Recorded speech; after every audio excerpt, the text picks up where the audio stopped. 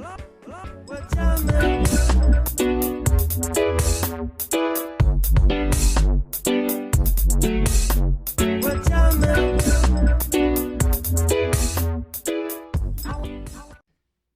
New Year, Jammers and Jamettes. Welcome to the 2017 Cam Sports Jam Kickoff Show Spectacular, where we only dish out credit when it's due.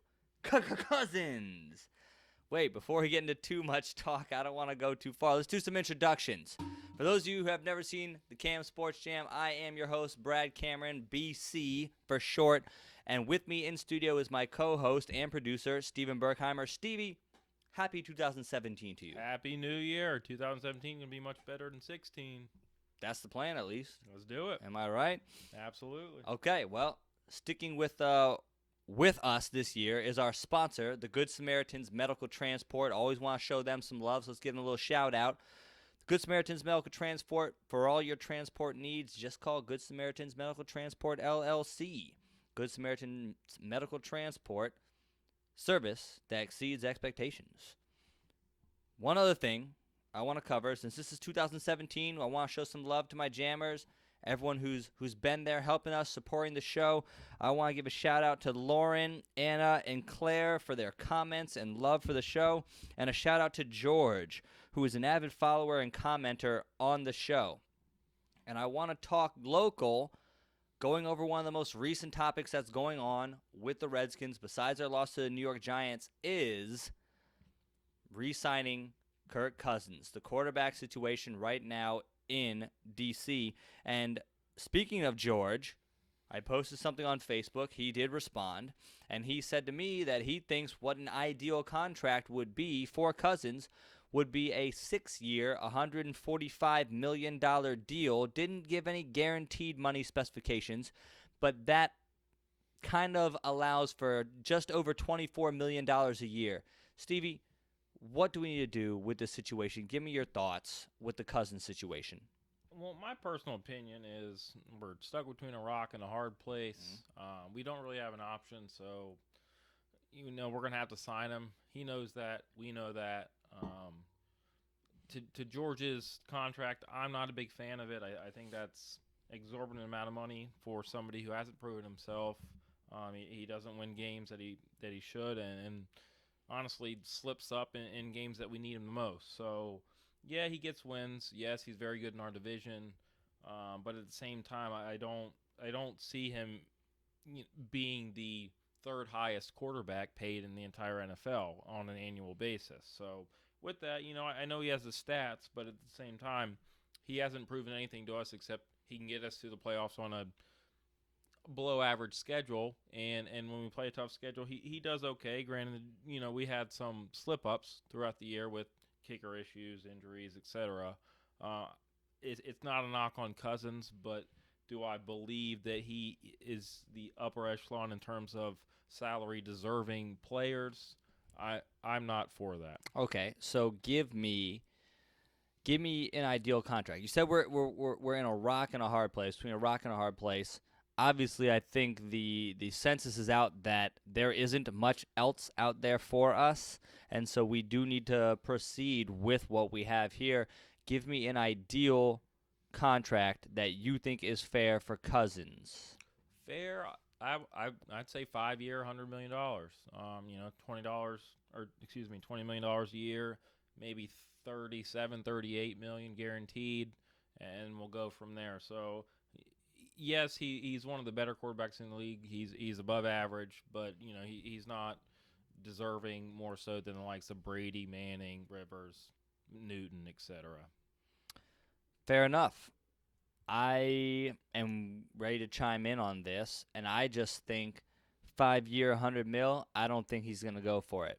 I think if we throw that contract at him, I don't think he says yes to that. I think he's at the point now where he wants to see love. He wants us to show me the money. He wants the contract that is something that says, hey, we are appreciative of what you have done, and we are confident in what you are going to continue to bring us.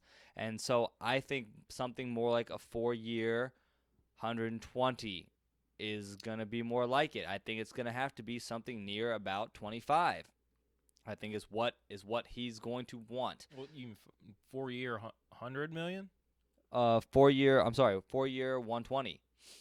So $30 million a year. Wait, no, that's not. Yeah, 4-year, 100.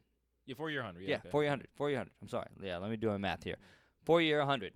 25 mil a year. I think is more ideal, and I think that gives us as fans time to, or fans and coaching staff, time to analyze, hey, it's been 4 years. Have you got us to the playoffs at least 2 years out of that, barring injuries, because things happen, and sometimes you don't end up getting in. Like, for instance, let's say Derek Carr went out 3 weeks ago. Maybe Oakland doesn't get in if they lose out. So, barring anything crazy happening, can you lead us consistently in a division that's growing? Because now you have Dallas, who's starting to prove themselves that they can be good, and you have the Giants that are starting to build something, and Philly isn't that far off either. With a rookie quarterback, still able to squeak out 7 wins this year. That everyone is right there. This is in a division that's growing, and we need something solid here, and I think he's earned it. And I think with job security, I think his level of performance excels, especially in high-pressure games. I think knowing that his job security isn't at stake during these high games, I think he's able to perform better. I think there's weight off his shoulders when he's like, hey, look, I'm not going to get fired. They're not going to run me out of the city if I lose this game. My contract is secure, and I'm okay. Let's move on. Okay, go ahead. I have 2 points to that. Okay. One, you're trying to make a case that he should be the highest paid quarterback in the league. Is this accurate? That is accurate. Okay. I completely disagree with that. Also, these high-pressure situations and games that you feel that he has the burden and the weight of the world on his shoulders with job security, who is he worried about on the team currently that's going to take his job? I don't think it's that. I just think he doesn't want every year, if we keep franchising him, he doesn't want every year him have to be thinking, oh, I got to pack up all my stuff and leave because I don't know what's going to happen. And I think with job security comes higher performance. Like, that's the way I feel. Like, if I was a boss of a company, I think showing love to your employees, I think their performance elevates. Would you want, hypothetically, someone that you employ to desire the love that you're going to show them, or perform to a level to where you can't deny them the salary that they're asked? And that's a good point. I think we are at the same point, because I think he has earned enough love, but I think we are in a very tight position where it's like, we have to sign you because we do have nothing else. There's not a lot available in free agency. It's not like we're going to gain anything necessarily better by getting rid of him. We're not. And for those of you who think Colt McCoy is going to step in and win us 8 games, you're wrong. Like, he might win us 5 or 4. No offense to Colt, but he's been in the league for years. There's a reason he's a backup. If he was able to win 8 games, 9 games, whatever the case may be, he would be a starter. So for those of you who think we have some other better option and we need to restart again, think about the years that we restarted and kept restarting, and the madness that went on with our management and with our quarterback position for so many years. Now we've finally seen a little bit of consistency. I think we need to hold on to that consistency. I think we need to give him the money because I do think it's worth it, and I do think that this guy, obviously, he can move the ball down the field. Sure, there needs to be some growth in the red zone. We need to be able to capitalize on red zone, and we need to be able to capitalize in bigger games. I do think that comes with some of the weight off his shoulders of us saying, hey, look, we want you here. Here's your money. Stay here. Keep growing. Keep doing work. Keep learning. And we trust that your growth, we don't think that these 2 years are a fluke. We trust this growth. We're okay with this growth. And the bigger moments will come. We trust they will come. Look at John Elway. Didn't win the Super Bowl until his last couple seasons, and he was highly recruited and a big competitor every single year in the NFL. Put up crazy stats every single year. Wasn't able to get over the hump. Finally got over the hump late in his career. I'm not comparing directly Cousins to Elway. I'm just saying sometimes the maturation process does come later, and we have seen enough production out of him in the regular season to say, hey, this guy can move the ball. He can move the ball with a lot of different targets. He can hit Deshaun on the deep ball. He can hit Jordan Reed underneath. He can hit Garcon across the middle. This dude can do a lot of things with the football. So I do think we need to show him some love. I don't want to go too long on this topic. Jammers, give me your opinions. I know this is a big topic of debate in the D.C. area. Let me know what you think about what we should do with Cousins and with our quarterback position. Moving on further with the Skins, we just completely cut our defensive staff. Bye-bye. Goodbye. We need a new defensive staff, starting with defensive coordinator. Let me give you a list of the top candidates, in no specific order, of what the Skins are targeting. Paul Gunther, defensive coordinator of the Bengals at the moment. Wade Phillips, big name, topic of discussion. His son, Wes Phillips, is the tight end coach on the Redskins. A couple years ago, we were going to get Wade Phillips because he wanted to coach with his son, but he went to Denver instead, and we passed on him. Rex Ryan is another name discussed. He is a free agent. Gus Bradley just got released from Jacksonville as the head coach, who was a very good defensive coordinator with Seattle, free agent. And then Vic Fangio, who we almost signed before Barry. He is currently the defensive coordinator of the Bears. The Bears had a decent defense this year. We were able to gash them for 41 points, but he was a name we originally considered before Barry. Stevie, just give me a name. Where do you think, what direction should we go with trying to find this defensive coordinator? Honestly, I read into a report today. I'm not sure how accurate it is, and forgive me because his name eludes me, but we asked to have access to the Panthers cornerbacks and assistant coach, their coach. So that would be somebody that I would like to target, given the new acquisition of Josh Norman this year, and as well as the Panthers defense. Fair enough. That's over the years. But with that, I'm not a big Rex Ryan fan. They got their offense was the reason they won games, not their defense. So this year, yeah, especially they ran the ball. Yeah, no, I mean, they had the best running game in the league. He took over the 5th ranked defense and then turned it into the 17th. So I'm not a big fan of his. Very true. Wade Phillips, I'm not against it. It's 69 years old. Age doesn't matter. Age is just a number. Okay. No, he's wiser. Very much, I agree. He's wiser. knowledgeable. I'm just saying, like, looking long term, I'm just like, he's 69 years old. He's a little older. That doesn't bother me if you get the job done. Okay, I don't care if you wheelchair in. No offense to anybody who's watching in a wheelchair, but if you get the no job limitations done, is what he's saying. Exactly. You keep rolling. Exactly. So with that, there are a lot of names out there, kind of high profile, but I guess if I had to choose one, I'd take the Carolina defensive back and assistant coach. Forgive me, but his name eludes me. But we just got in contact with them today. In terms of recent name to the him. pot. Yeah, I get it absolutely, and I like that. I think we do need to find some kind of special type of coach, maybe that doesn't have such a high name, because the Redskins have struck out on high names a lot of times. People who are like, oh yeah, no, definitely bring him in. Oh, Deion Sanders, definitely bring him in. Definitely bring in all these guys. Like, our free agency acquisitions, whether it's players or whether it's coaches, when we go to big names, Albert Haynesworth, it just doesn't work out. I mean, it simply doesn't. And so I agree with Stevie. I like to see someone who fits our scheme. Right now we're 3-4.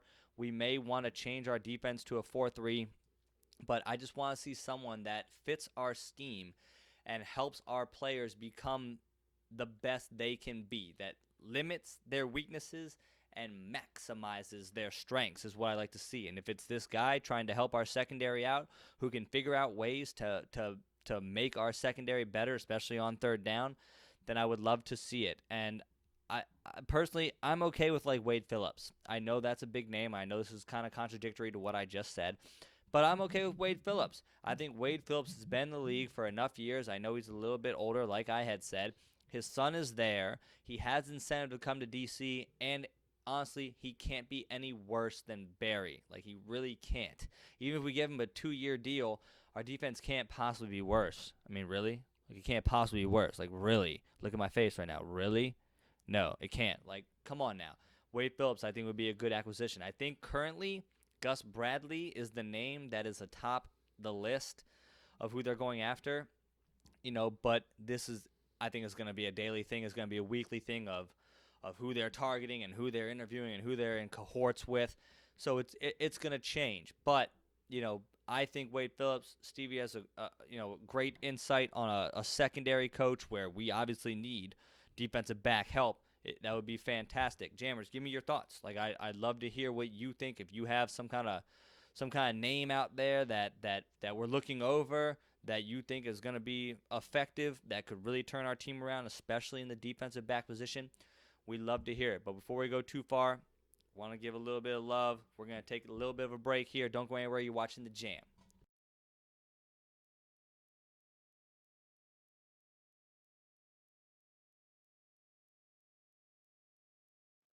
Welcome back, my Jammers and Jamettes. You tuned in again to the Cam Sports Jam. Want to show some more love to another one of my sponsors, the Silver Spring Social Sports. This is the 21 and up Social Sports League. You can go to silverspring-socialsports.com to sign up. They have sports such as football, volleyball, dodgeball, kickball, and soccer. And like I said, if any of these sound interesting, go to silverspring-socialsports.com to sign up. Silver Spring Social Sports, come out and play. All right, let's move on to our next topic, Jammers. We got college football. We got the rematch. Clemson, Alabama. Last year, Alabama 45, Clemson 40. It was a tight one. It was exciting. It went back and forth. It was a great game. Stevie, give me your perspective on this game. Who wins? Who wins? First of all, thank goodness this is a rematch. I couldn't have drawn up any differently. This is perfect. Last year was more than awesome. Yes. I'm looking forward to this year. With that said, I will take Clemson this year. They may be the underdog to maybe most fans, Vegas, whoever. Stevie But Clemson. they don't believe that they're underdogs. And I'll take the team that's off.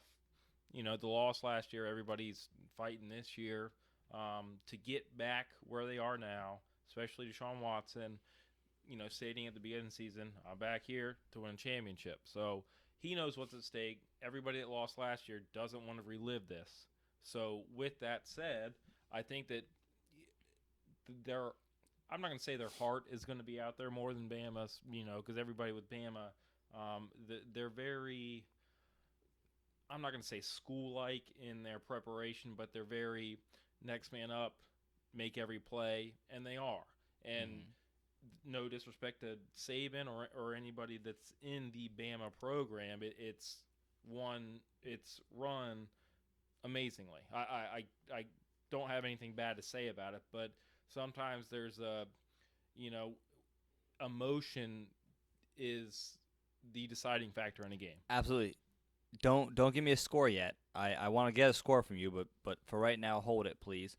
And I think that's a great analysis. You're right, because I mean, there's no doubt when they entered this season, they were thinking national championship, and nothing would be sweeter than to knock off Alabama and to rip their hearts out, kind of like they had their hearts ripped out last year. So I hear you on that.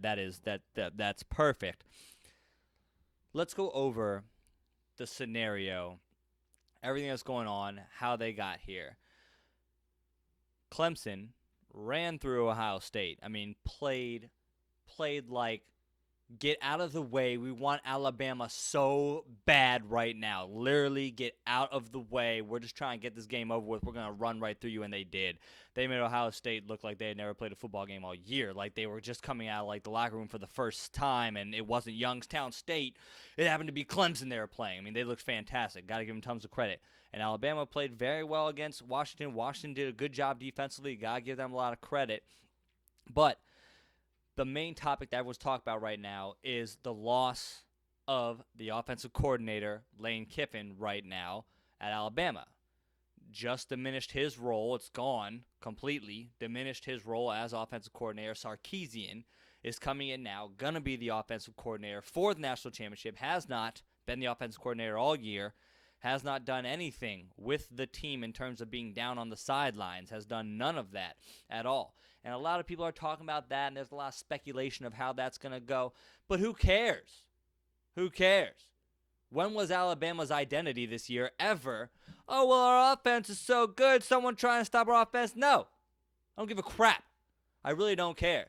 Their identity is defense. Is their defense not playing? So all this stuff about Lane Kiffin that everyone's talking about, all this stuff about offensive coordinators everyone's talking about, I don't care. I don't want to hear it. Because guess what? They live or die with their defense. They have 15 defense and special teams touchdowns this year. They don't need their offense to do anything. Their defense is going to show up no matter what. I am very excited for this game because their defense has a lot to prove again. And to be able to try and stop Deshaun Watson and that offense with Williams now back. Williams did not play in the national championship last year. They had Renfro, who pretty much led their whole team in receptions in the national championship. But now they have Renfro. They have Williams also. This is going to be an exciting game. I mean, you can hear it in my voice right now. I'm very excited. But I got Bama winning 28-27. I'm going to pick Alabama. I think Clemson is extremely talented, and their defense is playing ferocious, and they have everyone ready to go, and this is going to be such a good game. But I just think Alabama's ability to shut down the run is going to put way too much stress on Clemson and on Deshaun Watson, who has shown that at times can turn the ball over quite a bit. And if you turn the ball over against this Alabama team, you are going to pay for it. They know how to scoop and score. They know how to pick and score. And I do think there's going to be a defensive and or special teams touchdown like there was last year. They had a punt return touchdown last year that you could almost say was the deciding factor, a 45-40 game. If those 6 points didn't take place, Clemson wins. But I think there's going to be something like that. That is going to be a big momentum changer. That is going to be a big momentum changer, and their defense feeds off of that stuff. So I'm taking Alabama 28-27. Stevie, give me a score for your Clemson Tigers. I have a few comments to what you've mentioned, as well as my personal belief. In the sense of this year versus last year, Bama's offense is not the same. They have a freshman quarterback who's never been on the stage before, one running back who completely demolished the Washington defense. Absolutely. They should have ran the ball significantly more, which is why Lane Kiffin is not attending this game as a coach. Okay, good insight there. So, and with that note, Bama's defense has been the focus of their season, and deservedly so. Sure. They've led them to where they are. With that, Washington came out last game and scored on the first drive. They did. They went up 7-0. It was impressive first drive. It was more than impressive. Absolutely. And they ate them away. And I don't think that's going to be a problem for Clemson whatsoever. In Washington, in their biggest game of the year, scored 6 points against USC. Sure. And is USC known for their defense? Their defense has played exceptionally well. I know Penn State gashed them in their bowl game. 40-plus points. But they do have Adoree Jackson, who is like a top 3 defensive back, and I know it's just one player. I hear you. I'm not discrediting them by any means. I will say this: they are not Wisconsin's defense. They are not Michigan's defense. They are not Alabama's defense. USC is not this year. No, they are not a top perennial defense. So yeah, you're right.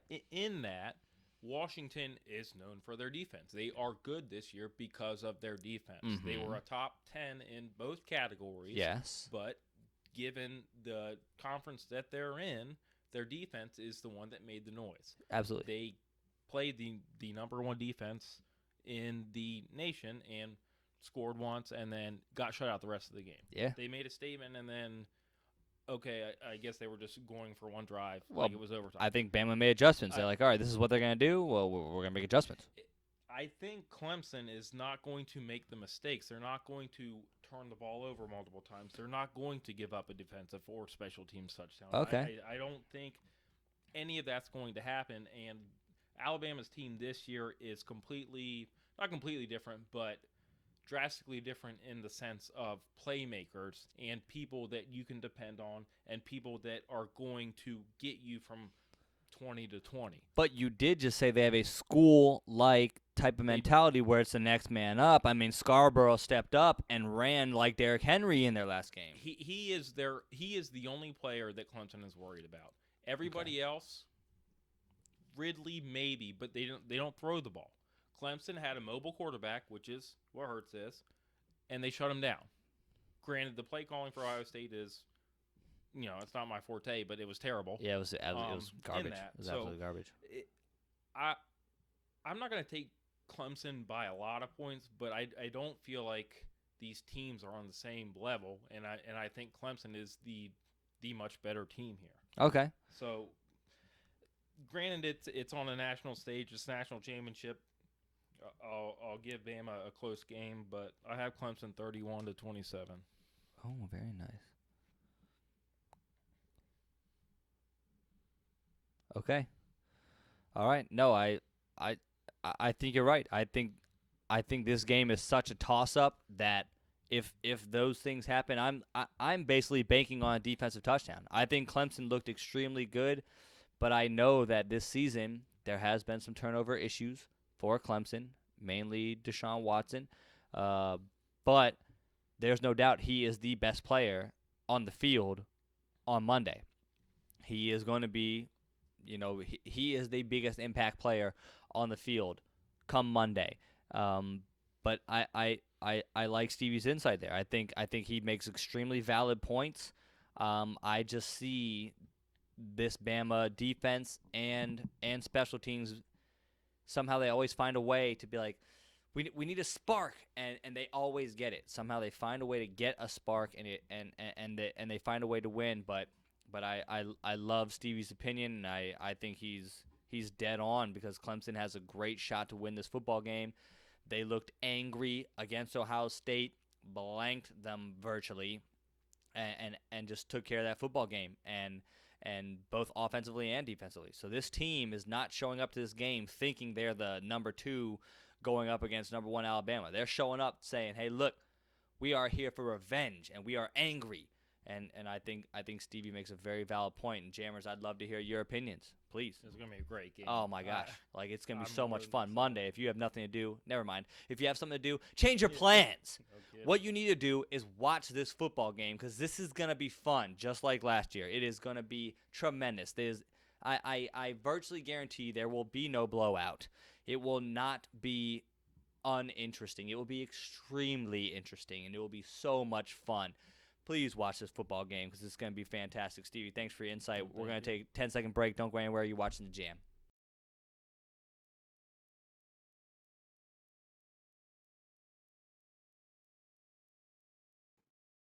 Welcome back to the Cam Sports Jam. Another big shout-out showing some love to another one of our sponsors, Junk Masters. For all your junk removal business, just call Junk Masters. Junk Masters, our business is picking up. Let's move on next, Stevie, to NFL. But before I do, I wanna to give a little update for the Cam Sports Jam College Bowl Pick'em. Currently in the lead is none other than my co-host, your boy, Steven Berkheimer. Thank you very much. In first, and in second place, Hunter Looney Studios in second place. Not going to be able to catch Berkheimer, but still, congratulations to your effort finishing second place. Looney Studios in the Cam Sports Jam Bowl Pick'em. Good stuff, Hunter. Great stuff. Thank you for everyone who participated that was a lot of fun. The bowls were exciting, some of them more than others, but still, we appreciate the participation of our jammers. Let's move on. Let's talk NFL Wild Card Weekend. First matchup, Raiders at Texans. This could be ugly. For those of you who don't know, the Raiders have lost their starting quarterback, have lost their backup quarterback, and are moving on to their third-string quarterback, Connor Cook, who has never started a professional football game in his career, rookie out of Michigan State. Stevie, how do you see this playing out? This game's going to alter my weekend. I'm going to wake up early so I can sleep through this. This is going to be atrocious. What? It's too well. Houston, in itself, they got through the season this year with the Rottweiler Brock Osweiler, who was subpar, got paid a lot of money, and then decided to take his job off. It's his vacationing still. And Oakland was decimated with injuries. It's unfortunate for Oakland. I see him pulling this game out. Ooh. I want to take him, but I can't.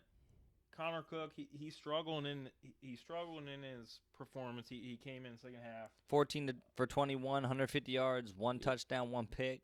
Oh, I thought he had 2 picks. No, just one. Okay, one pick. Okay, that's serviceable. But Houston's defense is above average. So above average, number 1 in total defense. Yeah. Well, is that above average? Okay. It is. No one is worse or no one is better. I'm sorry. It is highly above average. It is. No one is higher than us. Playing against Jacksonville twice definitely will boost your stats. Fair enough. Okay. So this could be a little skewed. I'll take. Yeah, I'm gonna switch. I'll go Houston 17-10. 17-10, Houston. Okay, good pick. How about you? Let me go over some stuff. Oakland is 6th in the league in rush yards per game, 120.1 yards per game.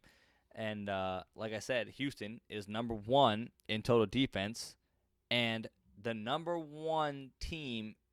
Let me try this again. When it comes to defense, the number 1 team in total defense has never lost a home wild card game in the NFL playoffs since the Super Bowl era. So the team that is number 1 overall in defense has never lost a wild card matchup when they're at home. It's never happened. I mean, I guess records are made to be broken, but Houston, I think, is going to win this football game, not because I think they're very good. I just think that Oakland is too decimated. I mean, plain and simple, kind of just like Stevie said. Oakland has allowed 18 touchdowns on the ground, which is tied for 6th worst. Not very good. I think both teams are going to run the ball because Rockweiler, as Stevie so put it, Osweiler is not prolific. Connor Cook, there's a lot to still be said about you, but most likely you are not going to throw for the 395 or so and 3 touchdowns that Cook threw in their first matchup. So matchup number 1 in Mexico City, Osweiler actually had his best QBR all year against Oakland's defense in Mexico City in their first matchup. 82.7 was his QBR. Houston's defense only gave up 30 yards rushing. And the number was 295, not 395 passing. I'm sorry. Carr threw for 295 and 3 touchdowns, but Houston's defense only gave up 30 yards rushing, and Oakland's key to this game is going to be try and get it out of Connor Cook's hands, and it's not going to work. Houston shut them down their first matchup in Mexico City, and now they know you're going to be running the football because they're not going to have Connor Cook throw all over them. I don't imagine that's going to be a play call from Oakland. Even if it is, it's not going to work. No Carr, minus 295 yards passing and minus 3 touchdowns. You have to definitely take Houston 24-10. I'm taking Houston to win this football game simply because I do think they get a defensive touchdown. I think there's going to be some kind of pick six, along with the fact that I think Lamar Miller and that offense is going to be on the field quite a lot. And I just see Houston win this game through default.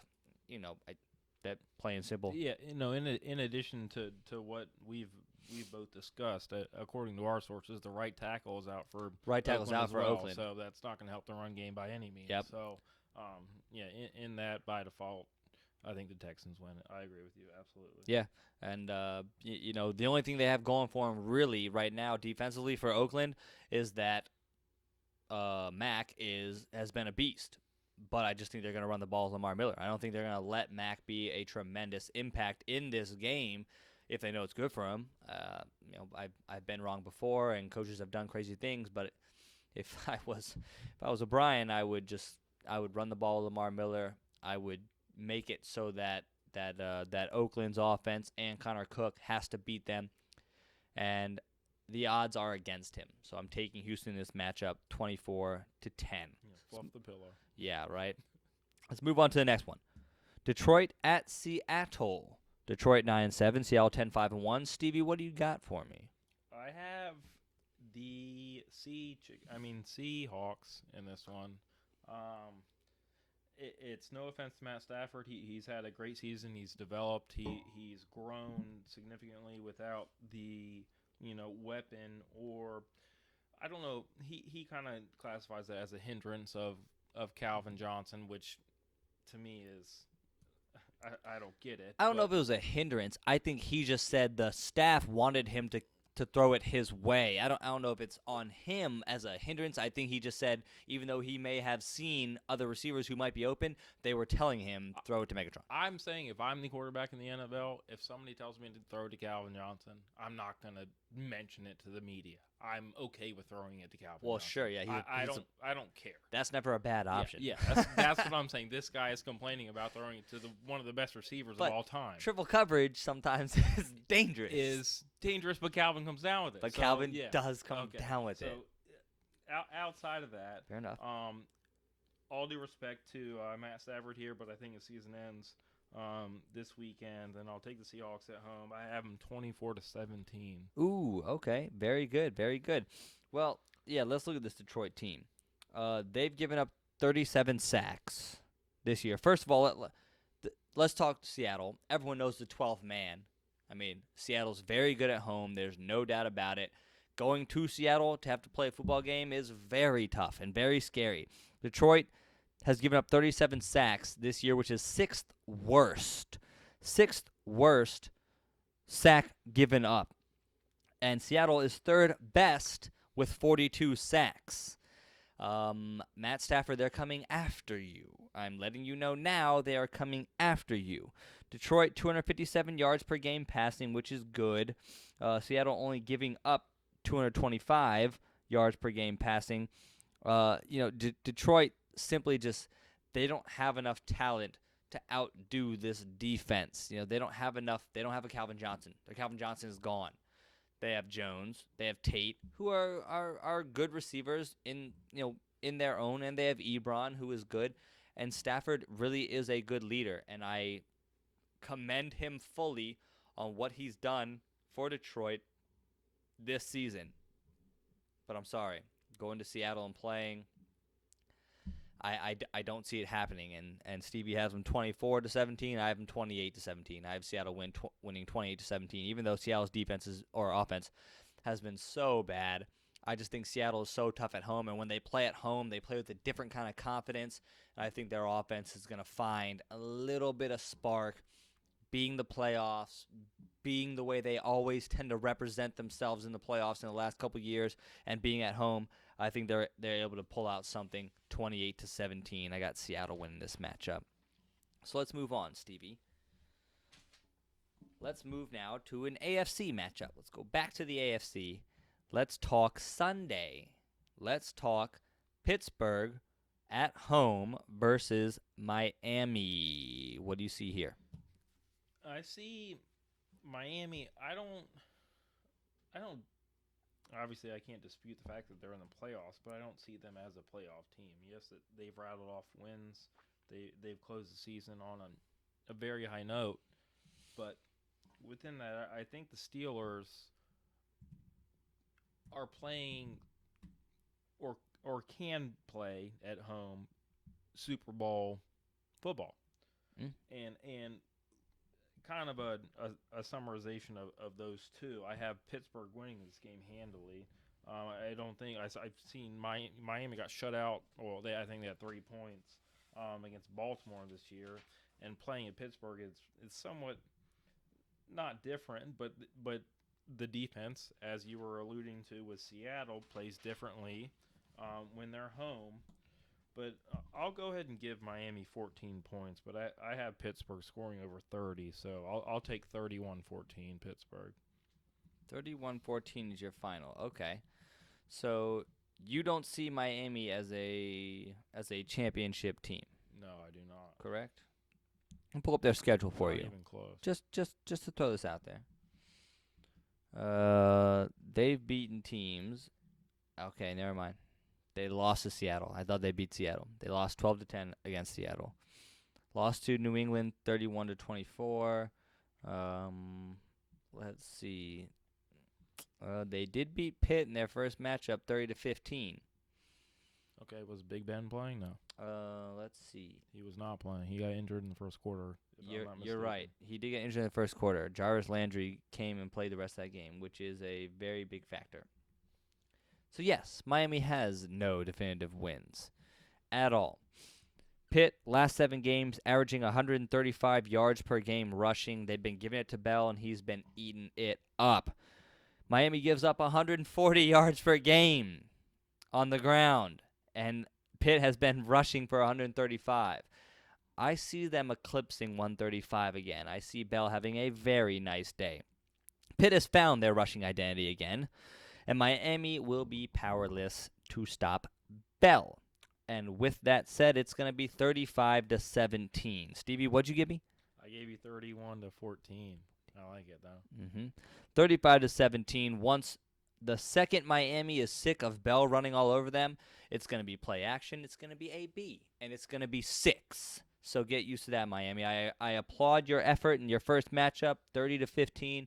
Congratulations. That was one win that really helped you get into the postseason. Yeah, congrats on making the playoffs. Yep, but this is where it ends. No offense, Matt Moore. You've come in and done a phenomenal job for this team that lost their starting quarterback, who really isn't much of a starting quarterback.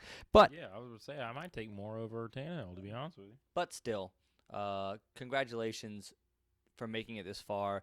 You just sacrificed a draft pick. Let's move on to the next matchup. Probably the best, the one that everyone's looking to see, is the New York Football Giants versus the Green Bay Packers in Lambeau. Stevie, go ahead. I will take the Green Bay Packers. I think that the Giants, they're definitely solid. If I'm not mistaken, then I think Green Bay is quote unquote supposed to win this game. I think by 5. Given it by 5 at Lambeau. With that, I think as we've discussed off air that Aaron Rodgers is playing some other football right now. Have I heard of him? No. Is he on this planet right now? Maybe not. I mean, he's coming back for the games at least. Good for him. He's playing some other football. RELAX, relax. So I think. Dang, quote. I just think throwing out quotes. The Giants are playing awesome defense, but I think Eli's not as efficient as he has been in the past. OBJ is gonna. I don't know what he's gonna do this week with his frustration, but all due respect to his talent. But I'll go with the hot hand, and honestly, the hottest quarterback in the NFL outside of Aaron Rodgers. I'll take the Pack 27-20. All right, I'm going to go TMZ and let you know that Odell did propose to the kicking net. Like, it's official. Like, it is official. Just kidding. Yeah, I don't know what he's going to do either with his tantrums or whatever you want to call them. I look at this matchup. There are 2 things to really focus on during this matchup. It is what has been unstoppable force of Aaron Rodgers the last 6 games. Ever since they lost to the Skins, they've been on a tear. So I'm going to go over the last 6 games for Green Bay and the last 6 games for the Giants. And, I mean, with the playoffs comes momentum, and you got to be playing well going into the playoffs. And obviously Green Bay is. They've played their way into the position they're in. But let's look at Rodgers versus this defense. So currently, the Giants' defense in the last 6 games is only giving up 14 points a game.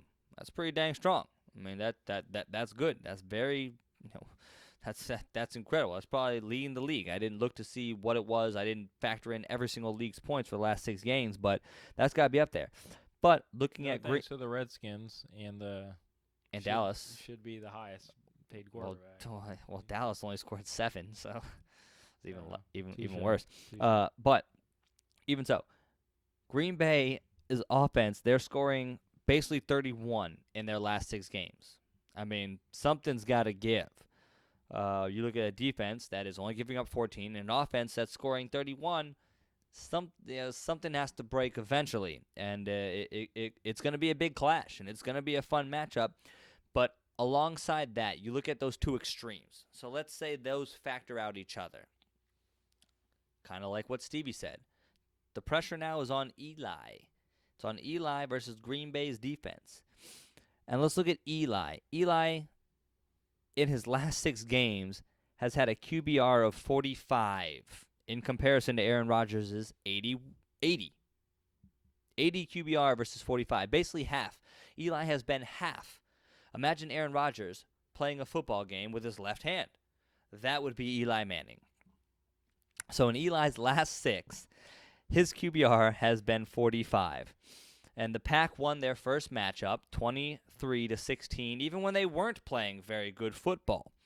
The offense is not scoring very well for the Giants. Eli has not been leading them. They're only scoring not even 18 points. The defense is giving up 14. They're only scoring 18, not even, in their last 6. And Green Bay's defense is giving up 18. So they're scoring 31 and only giving up 18. And the Giants only scoring almost 18 and giving up 14.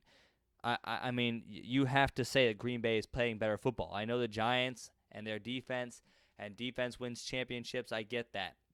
But that works against scrub quarterbacks. That works against guys who don't know what they're doing. Even when Eli was playing well, during their 6-game win streak that they had in the middle of the season, Eli only had a QBR of 65. That's not even close to what Rodgers has been producing in the past 6 games. I mean, Eli has not been good. Eli is 27th in the league with a 52.2 QBR this season. So if you think this man is ready to lead an offense in the playoffs to a championship, you are mistaken, sir. Defense can only take you so far. You're going to have to step up and play better. And even when he was playing better, even when they were winning games, it was mediocre. It was it was slightly worse than Alex Smith. It was 12th, because I remember. I was looking at the stats. It was 12th in the league. 65 is good enough for 12th overall QBR in the league behind Alex Smith. All due respect to Alex Smith, is very efficient. Which is true. But is Alex Smith going to make plays for you to win you? No. Absolutely, I'm not absolutely not. disagreeing with you by any means. I was going to attest it. When was Eli ever playing well? And you perfectly stated it. He never. Essentially never. 27 in the league. Absolutely. Green Bay is going to win this football game. It's hard to know by how much, because I wonder when the Giants are going to quit. I wonder when Odell is going to start whining and crying and making out with the kicking net. I have no clue when this is going to happen. But I'm going to go 30. Okay, I'll take slightly less. I'll take 28-10. I'll take 28-10 that the Packers win at home. I just think the Giants are too inept offensively. Eli is not good, and Aaron Rodgers is a bad man, to quote Stephen A. Smith, and he's proven he's a bad man. He's playing like fire. Bold and respectable. I mean, that's pretty much it. Great. I like it. I could see him being that bad. Giants are struggling this year. Sorry for some of those analyses for you Jammer fans that weren't ready for that, but we go there. It's 2017. We're going there. It's official. Well, Stevie, any more comments on that? No, I'm outside of our comments about Cousins, and I'm more than pumped about the college national championship. Me too. Me too. And the NFL playoffs starting is going to be a good weekend in sports. Sure. I don't want to talk NFL champion yet because it's a little. I think it's a little too early to really start talking. Let's just throw it out there though, Stevie, for fun. This is all hypothetical. Give me your NFC champion, AFC champion, real quick. Oh, this is so. This isn't. I'm not writing it down. Cliche. All right, I have the Pats and the Seahawks. Ooh, a little. This dude thinks it's college football season again. No, it's a rematch. If you put the two teams in a tournament, one-loss tournament, I'll take. The Pats will be in the Super Bowl. I can say that confidently. There's nobody that will beat them in that conference, and I'll take the Seahawks in the NFC with them being at home and no. Maybe Atlanta. I don't see it. I have Seattle. I have Seattle and the Pats. How about you? Seattle and the Pats is a very good pick. I think that a team such as the Pittsburgh Steelers, who is championship caliber, along with Seattle, like you said, I think they know how to bring down a championship contender, and I think they will.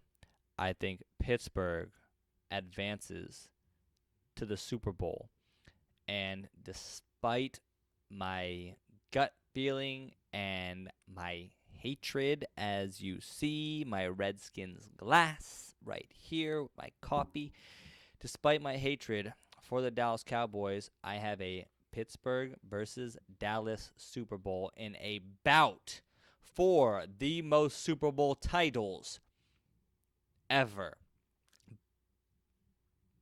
How are you going to beat up Dak Prescott all year? Throw up picket signs in your yard saying Tony Romo should be the starter of this team, and then pick them in the Super Bowl. I didn't pick them to win. No, but you pick them getting there. Yes. Are they? Do you truthfully believe Dallas is a Super Bowl contender? Yes, because the NFC is not good enough. Fair enough. Everyone has too many weaknesses. Dallas is the most complete team. Not that I don't think they're that good, but the teams in the NFC, like the Giants, are inept offensively. Green Bay, I think, struggles defensively. I think those are the two biggest contenders, and Atlanta struggles defensively. I just don't think there's another team in the NFC that can knock them off. It's kind of simply the same way Houston's gonna beat Oakland. It's plain and simple. There's just nothing enough to stop them from doing it. Fair argument. Mm-hmm.